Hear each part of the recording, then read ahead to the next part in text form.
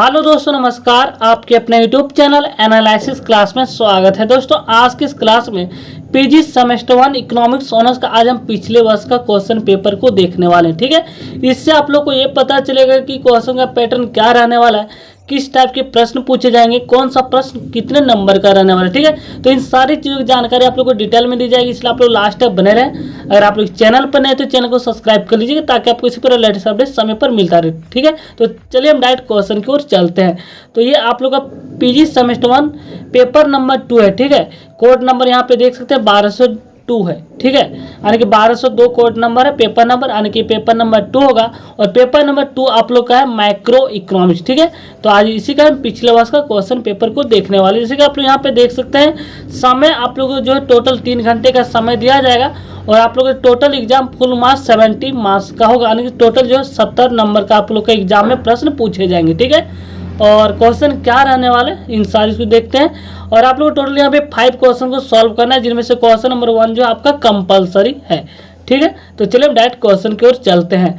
तो आप लोग का क्वेश्चन जो है 2 ग्रुप में बटा होगा, ग्रुप ए और ग्रुप बी। ठीक है, 1 नंबर का ग्रुप ए में आप लोग के यहाँ पे 6 ऑब्जेक्टिव प्रश्न पूछे जाएंगे और प्रत्येक प्रश्न 1-1 नंबर का रहने वाला है। ठीक है, तो चलिए हम देखते हैं प्रश्न किस टाइम में पूछे जाते हैं। तो पहला प्रश्न है, कोब डगलस उत्पादन फलन का एक महत्वपूर्ण गुण है, यह है आगतों के बीच प्रतिस्थापन की लोच है, जिनमें से पहला ऑप्शन नंबर यह है 1 के बराबर, 1 से अधिक, 1 से कम और 0। ठीक है, तो आप लोग अपना आंसर देख लीजिएगा। सिर्फ आज हम क्वेश्चन का पैटर्न देखने वाले, किस टाइप के प्रश्न पूछे जाएंगे। ठीक है, नेक्स्ट प्रश्न क्वेश्चन नंबर बी में पूछा गया था, औसत स्थिर लागत प्राप्त किया जा सकता है।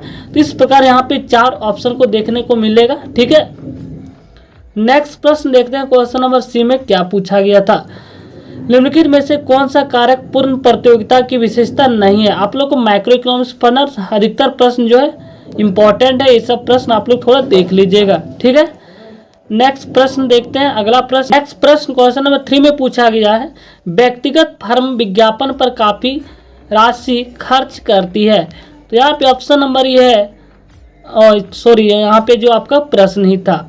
ठीक है, नेक्स्ट प्रश्न क्वेश्चन नंबर डी है। ठीक है, क्वेश्चन नंबर डी में पूछा गया था, एकाधिकार की मुख्य विशेषताएं निम्नलिखित को छोड़कर है, यानी कि इनमें से कौन सा जो एकाधिकार की विशेषताएं नहीं है, ये बताना है। ठीक है, नेक्स्ट प्रश्न ई में पूछा गया था, निम्नलिखित में से कौन सा पूर्ण प्रतियोगिता बाजार का सबसे अच्छा उदाहरण, हीरा यानी कि डायमंड्स, एथलीट जूते, शीतल पेय और फार्मिंग खेती। ठीक है, और अगला प्रश्न आखिरी प्रश्न एफ में पूछा गया, तो निम्नलिखित में से किस प्रकार के बाजार में बड़ी संख्या में फर्में हैं जो समान लेकिन थोड़ी भिन्न उत्पाद बेचती है। पूर्ण प्रतियोगिता, अल्पाधिकार, एकाधिकारिक प्रतियोगिता, ऑप्शन नंबर 4 है मोनोपोली। ठीक है, तो इस टाइप के आपके एग्जाम में प्रश्न को देखने को मिलेगा। ठीक है, तो चलिए बी ग्रुप नंबर बी, यहाँ पे आप लोग को 2 शॉर्ट टाइप के प्रश्न को सॉल्व करना है और यहाँ पे 2 प्रश्न पूछे जाएंगे और 4 नंबर का प्रत्येक प्रश्न रहने वाले। ठीक है, और यहाँ पे दोनों प्रश्न को सॉल्व करना कंपलसरी, क्योंकि क्वेश्चन नंबर 1 कंपलसरी, 1 का ए और बी 2 ग्रुप है। ठीक है, यहाँ पे 6 ऑब्जेक्टिव प्रश्न पूछे गए थे और 8 नंबर के यहाँ पे सब्जेक्टिव, तो टोटल 1 नंबर का प्रश्न जो है 14 मार्क्स का प्रश्न पूछे गए, यानी कि स्पष्ट होता है कि हर एक प्रश्न 14 मार्क्स का रहने वाला है। ठीक है, जिनमें से पहला प्रश्न पूछा गया था, सम सीमांत उपयोगिता नियम क्या है, law of equi marginal utility. आप लोग सेमेस्टर 1-2 में जरूर पढ़े होंगे। ठीक है, नेक्स्ट प्रश्न बी में पूछा गया था, ये जितने भी आपको बताया जा रहा है सब सेमेस्टर 1 में ही पूछा गया प्रश्न है, लॉ ऑफ वेरिएबल प्रपोर्शन यानी कि परिवर्तनशील अनुपात का नियम क्या है। ठीक है, यहाँ पे 2 शॉर्ट टाइप के प्रश्न पूछे जाएंगे और इस बार भी, और ये प्रश्न इंपॉर्टेंट है। ठीक है, जिनमें से पहला पूछा गया था सम सीमांत उपयोगिता नियम, दूसरा परिवर्तनशील अनुपात का नियम। ठीक है, तो 1 नंबर का क्वेश्चन कंप्लीट होता है। अब यहाँ से क्वेश्चन नंबर 2 से, ठीक है, क्वेश्चन नंबर 9 तक रहने वाला प्रत्येक प्रश्न जो आप लोग को 14 मार्क्स को देखने को मिलेगा। ठीक है, 14 नंबर का रहने वाला, इसे आप लोग ध्यान में रखें। जिनमें से क्वेश्चन नंबर 2 में पूछा गया था,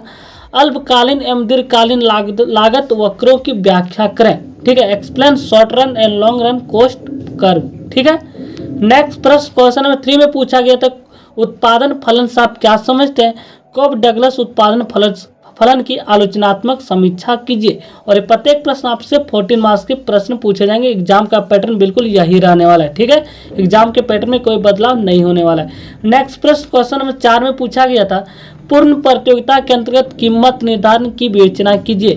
ठीक है, नेक्स्ट प्रश्न क्वेश्चन नंबर 5 में पूछा गया था, मांग को उद्घाटित अधिमान सिद्धांत की मुख्य विशेषताओं की व्याख्या कर, explain the silent feature of revelled preference theory of demand. ठीक है। नेक्स्ट प्रश्न क्वेश्चन नंबर 6 में पूछा गया था, explain short run and long run equilibrium under monopoly, यानी कि एकाधिकार के अंतर्गत अल्पकालीन एवं दीर्घकालीन संतुलन की व्याख्या करें। और ये प्रश्न आपके एग्जाम क्यू से वेरी वेरी मोस्ट इंपॉर्टेंट प्रश्न इस बार के लिए भी। ठीक है। नेक्स्ट प्रश्न क्वेश्चन नंबर 7 में पूछा गया था, उदासीनता वक्र की विशेषताएं की व्याख्या करें। इंडिफरेंस कर आप लोग पढ़े होंगे, जो इंपॉर्टेंट है इस बार के लिए भी। ठीक है। नेक्स्ट प्रश्न क्वेश्चन नंबर 8 में पूछा गया था, एकाधिकारात्मक प्रतियोगिता के अंतर्गत अल्पकालीन एवं दीर्घकालीन संतुलन की व्याख्या करें। Explain short run and long run equilibrium under monopolistic competition. ठीक है। तो इस प्रकार आप लोग को एग्जाम में प्रश्न पूछे जाएंगे। प्रत्येक प्रश्न 14 मार्क्स का रहने वाला है। ठीक है। और शॉर्ट टाइप के प्रश्न 2 प्रश्न पूछे जाएंगे, 4 नंबर का, और 6 ऑब्जेक्टिव प्रश्न, इसे आप लोग ध्यान में रखेंगे। तो थैंक यू गाइज, मिलते हैं नेक्स्ट वीडियो में इंपॉर्टेंट क्वेश्चन के साथ, कुछ को आंसर भी करवा दिया जाएगा अगर समय मिलता है तो थैंक यू गाइज, मिलते हैं नेक्स्ट वीडियो में। धन्यवाद।